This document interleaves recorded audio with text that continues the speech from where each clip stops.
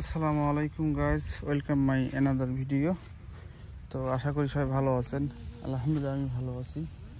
তো এই দেখতে পারতেছেন ধান কাটা থেকে এবং ধান মাড়াই করা এবং এখন ধান যে কাটছি সেই জমিতে এখন ধান বানতেছি।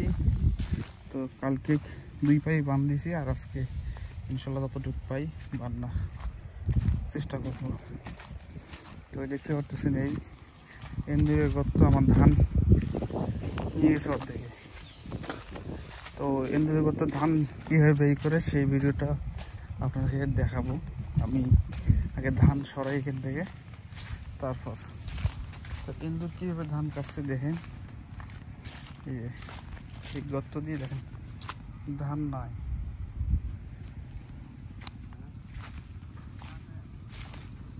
দেখতেই পারতেছেন।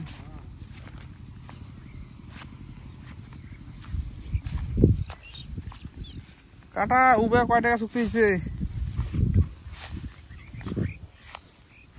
ধান ভালো হয়েছে মাশাল্লাহ। হ্যাঁ, ধান মাশাল্লাহ ভালোই হয়েছে। আমি আর ওই যে মানে বিয়ার 11 ধান আনবে যা আনছি সন্না, তা সন্নাও কম মোটামুটি ভালো হয়েছে। হ্যাঁ, আর এলে পাতান কম, এই দেখা যাচ্ছে এরকম এগুলো তো মনে খুব পাতান হইবে। তারপর দন করা 7 মণ 8 মণ হয় এরকম বিয়ের 11।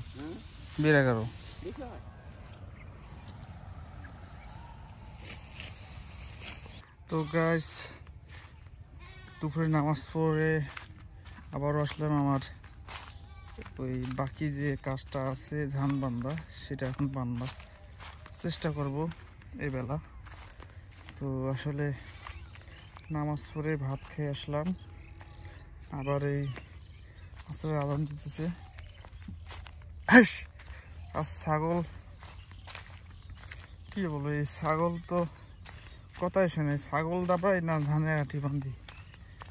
মানে সমস্যা হইলো যে ছাগল এখন ঘাস খায়, কিন্তু এই ধান কিন্তু খসে খুব, আর ধান খসলে তো ধান পুড়িয়ে যায়। হেস হেস হেস, দেখতেই পারতেছেন কথা শোনে না ছাগল। হেস হেস, কিভাবে খুঁজতেছে? হেস হেস, ধানের শীষ খুঁজতেছে খালি। হেস, দেখতে পারতেছেন যে আমার ধান শুকায় গেছে বান্ধা। কামলা পেলাম না, কামলা খুঁজে পেলাম না আজকে। যে একটা কামলা নিয়ে বাঁধবো, সেই কামলাই পাইতেছি না।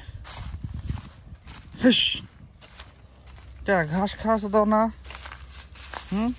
ধান দেখছেন ধান কিভাবে খুঁজতেছে। হেস হেস, ধান খসি শীষ করছে। হেস, ধান কিভাবে খুঁজছে। হ্যাঁ, হেস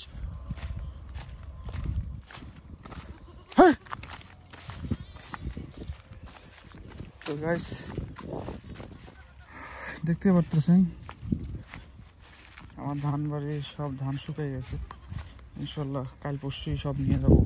হেস, তো ভালো থেকে পরবর্তী আপডেট দেখার চেষ্টা করব।